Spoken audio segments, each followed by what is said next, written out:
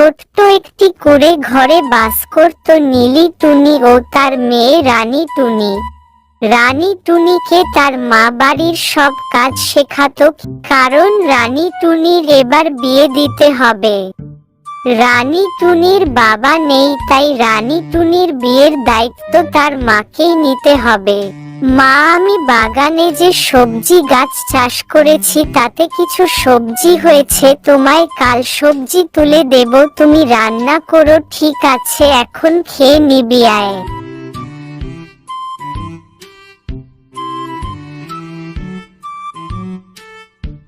ও নীলি টুনি বোন, ভালো আছো? আরে রানু দিদি, কতদিন পর যে, ওখানে দাঁড়িয়ে কেন, আসো বাড়ির ভেতরে চলো। আরে নীলি, তোমার মেয়ে রানী কোথায়? রানী তো ওর বন্ধু সুন্দরীর বাড়ি গিয়েছে, এখনই চলে আসবে। তো রানীর বিয়ের কথা কিছু ভেবেছো? তো সারাদিন সেই চিন্তাই করিত। নীলি বোন, আমি রানীর জন্য একটি ছেলে খুঁজেছি, যদি তুমি রাজি থাকো তাহলে পরের মাসে রানী বিয়ের দিন ঠিক করব। ছেলে খুব ভালো, ছেলের আর কেউ নেই, একাই রানী হয়ে থাকবে আমাদের রানী। ঠিক আছে, আমি রাজি, তাহলে আমি আসি। রানী, আমি আর তোর রানু মাসি পরের মাসে তোর বিয়ে ঠিক করেছি, এবার সব ঠিকঠাক ভাবে মিটলেই হবে। এরপর একদিন লালু টোনার সঙ্গে রানী টুনির বিয়ে হয়ে যায়। তাদের দুজনের সংসার খুব সুখের হয়।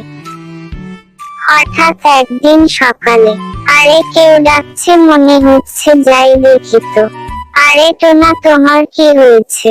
আরে টুনি বোন, টোনার ব্যথা লেগেছে, তুমি ডাক্তার ডাকো।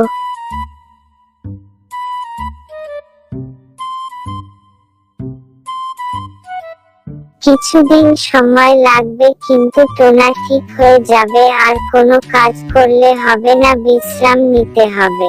এখন যে কি হবে, টোনার এই অবস্থা, সংসার চলবেই বা কি করে, আর টোনার ওষুধই বা আসবে কি করে, আমি এখন কি করব, ভগবান উপায় দাও।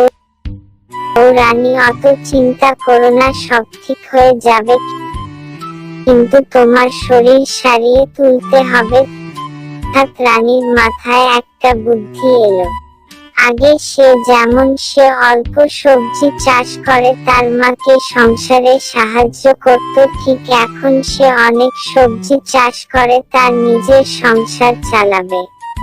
এরপর টুনি নিজের জমানো টাকা দিয়ে সবজি চারা কিনে সেগুলো বাড়ির সামনে বসায়। কিছুদিন যত্নের পর,